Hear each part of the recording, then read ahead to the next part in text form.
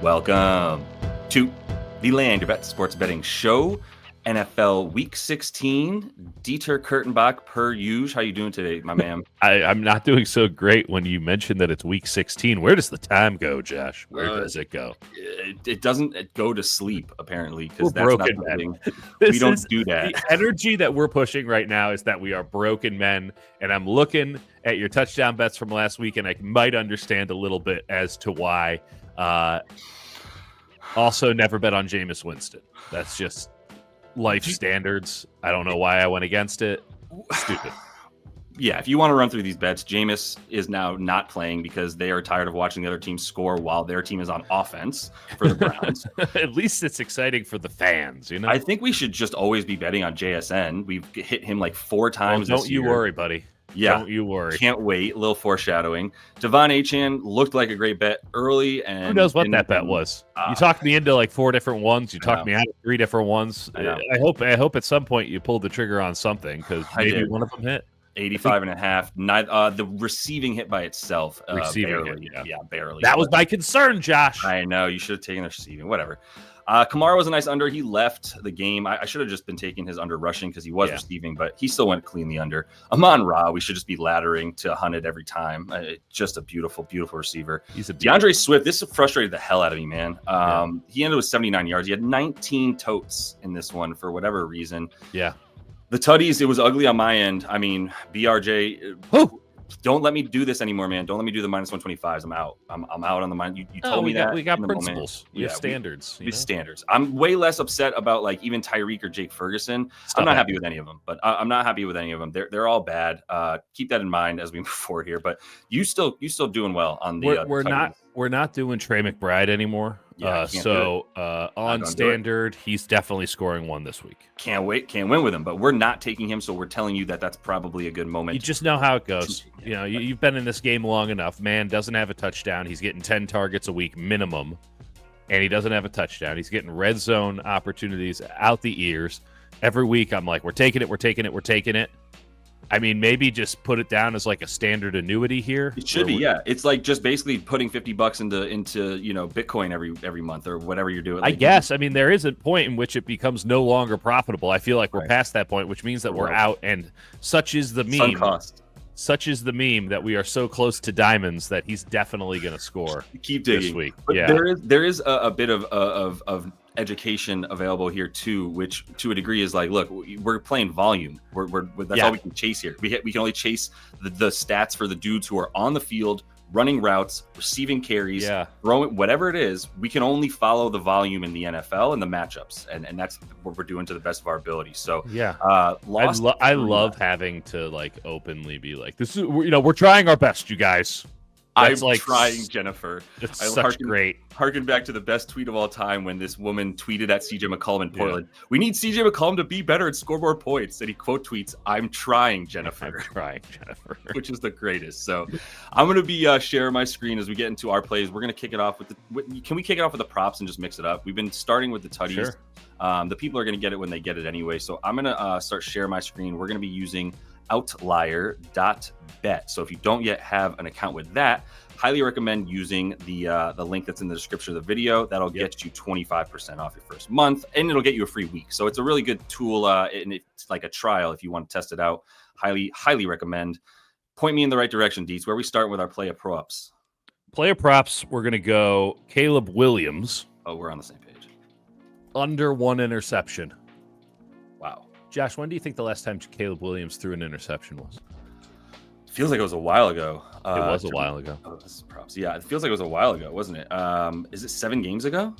It was, well, now I got to count. 1, 2, 3, 4, 5, 6, 7, 8 games ago. It happened versus Jacksonville on October 13th.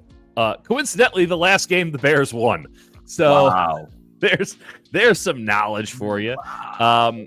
Listen, they're not even pretending to let this guy throw the ball downfield.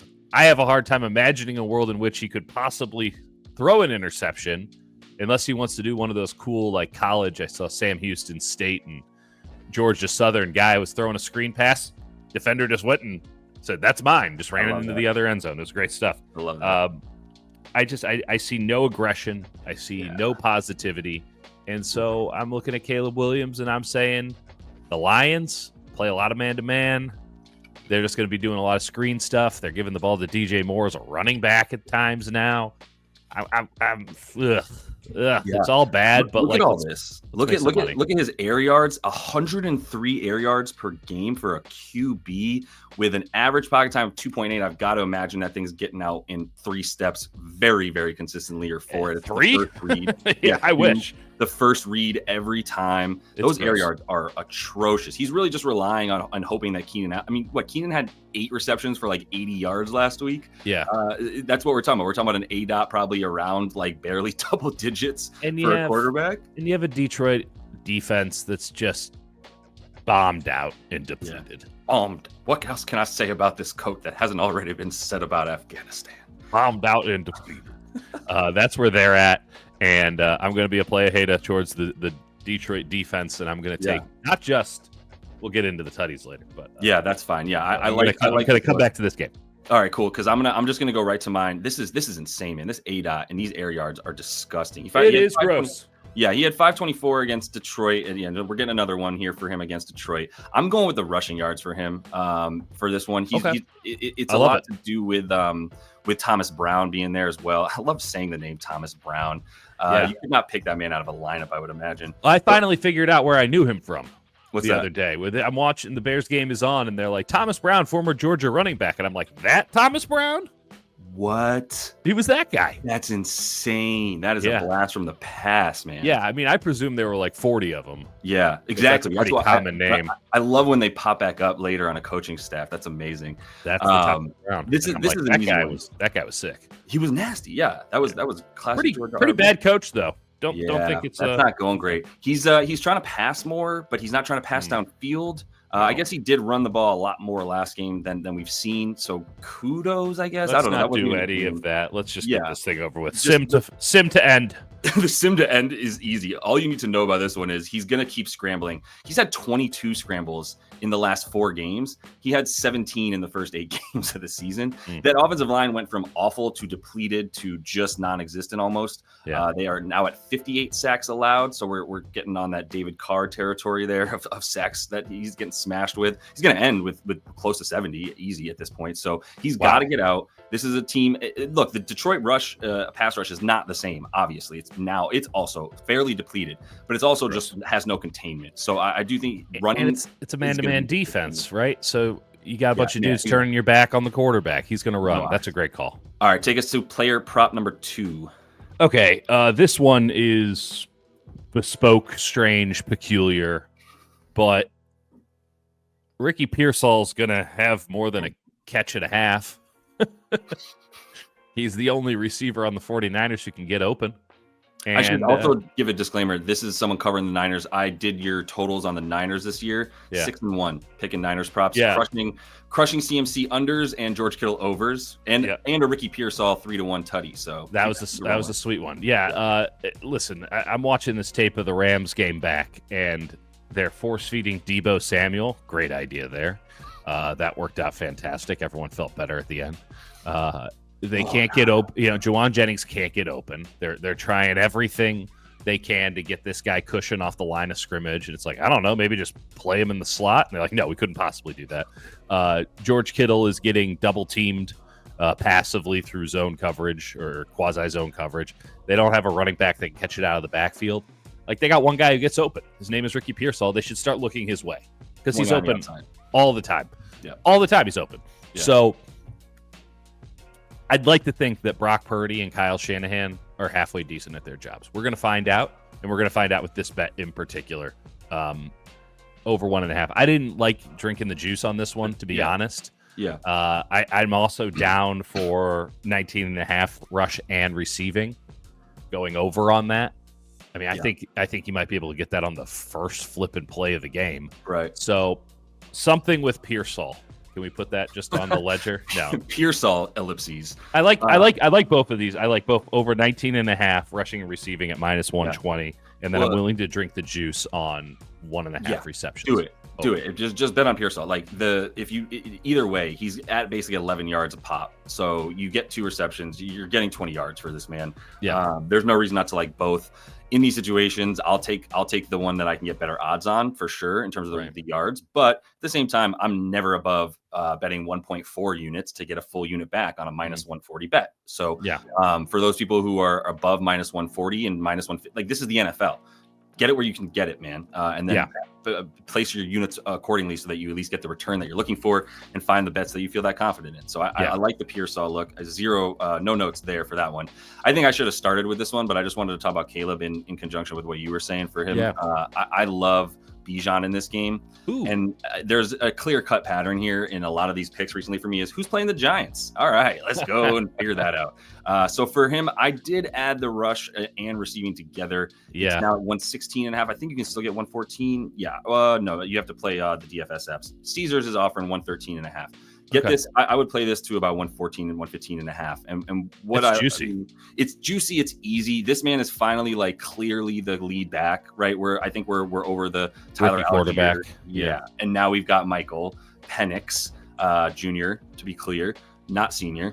And Penix is going to be out there because Kirk Cousins is done in the NFL. I have to imagine. Just don't know how you start him next year.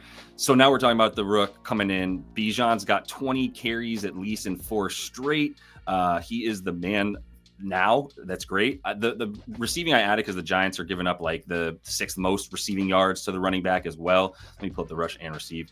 So you can see their 31st overall rushing yards allowed. And then in terms of receiving, 27th to the running back. They aren't really getting the pressure that Sexy Dexy was providing until when he went down. So Dexter Lawrence out means not going to have quite as much pressure here on Penix, but it's still Penix. Like you need to get the ball out. You're going to get it to him. So it's only an extra 20 yards for the receiving. He's liable to get 40. That helps me out, eat into the rushing I need. So I'm good with it. If you need to know how bad the Giants are, I mean, Rico Dowdle had a $112 against him. That's incredible. There you go. I don't even believe you. Yeah, I wish I was making it up. Bucky Irving had 152, looked like Ricky Waters. It was unbelievable. Well, he is good. I woke up today saying I'm going to mention Ricky Waters on the show. By the way, spelled weirdly. That's it. I got Caleb Williams. These are strange looks for your boy. Under half an interception for Caleb Williams and over 1.5 receptions on Ricky Pearsall plus some receiving yards. Like that's where I found value.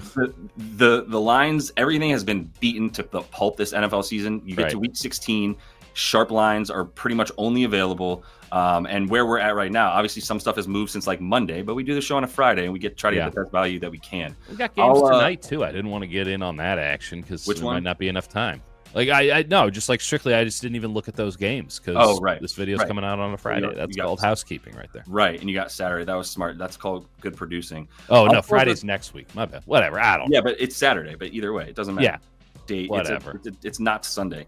I think you spelled playing a football game on a Wednesday next week, Josh. I can't Wednesday. Do that. I'm not talking about that right now. It's like we have COVID again. And they're like, hey, what if the Buffalo Bills play on CBS on a Tuesday morning? I can't. It's going to be that way before long. The NBA is in trouble, by the way. Brian Thomas Jr. No, we're not doing that podcast. Are they, Josh? We're not doing that show right now. 5 years of group chat, but finally I get some recognition. Well, no. I would also like to say though, real quick, like everyone's like, why are the ratings down? And Stream East TV is running the I think you thank you for leaving skit where he's wearing a hot dog costume and he's like, yeah, we're all looking for the guy who's responsible for this. It's like it's called illegal streaming is responsible for this. But anyway, can I give you a Brian Thomas Jr. over 72.5 receiving yards? Absolutely, bathe me in it. I'm just going to wash it all over you and talk about and just pour the sweet honey of Brian Thomas's rookie season all over you. Brian Thomas is really good. Mac Jones is going to be throwing to him. Yep. So do what you will, but he's loving life. Mac is in his element. He's back in Jacksonville. In the sleeve. Yeah, he's ready to go, man. Warm weather. There's no snow in Jax, baby. So this is a man who has 33% of the first read share. That's my most key stat for Mac Jones. If you're a Pats fan, you remember Mac Jones going to his second and third read. Nope. That didn't work out. It was probably someone like Kendrick Bourne, though, so to be fair to him. Now we're talking about BTJ. And what I love about him too is the targets, like 12 per game. Evan Ingram has not cut into his stuff at all. He's going to be going up against Jack Jones on the Raiders. Jack Jones, 98th in opponent QBR on the season. So yeah, there's no more Max Crosby. The Jags can't run. Like that was sort of the first wheel that fell off of this running machine. Is like, oh, Travis Etienne's not the 4th best running back in the league. We're in trouble. We can't run the ball. We're in trouble. So yeah, that's all of it right there. The Raiders too, bit better against the run, I will say, and they are allowing the second highest percentage of the yards against them via the pass. So there's a lot to like about receiving for him. I think he'll probably get 100 in this. It's just two teams that don't care anymore. Yeah. BTJ to take us to glory, baby. Love it. Cool. Big fan. Yep. Good idea. We're keeping it short and sweet for y'all this week. We're going to keep running with the player props, man. Those are doing really well, but I think a little turnaround's coming for the Tutty. So make sure subscribe to that page. Don't miss any of it. Give that video a like, all that good stuff. Until we see you next, happy betting.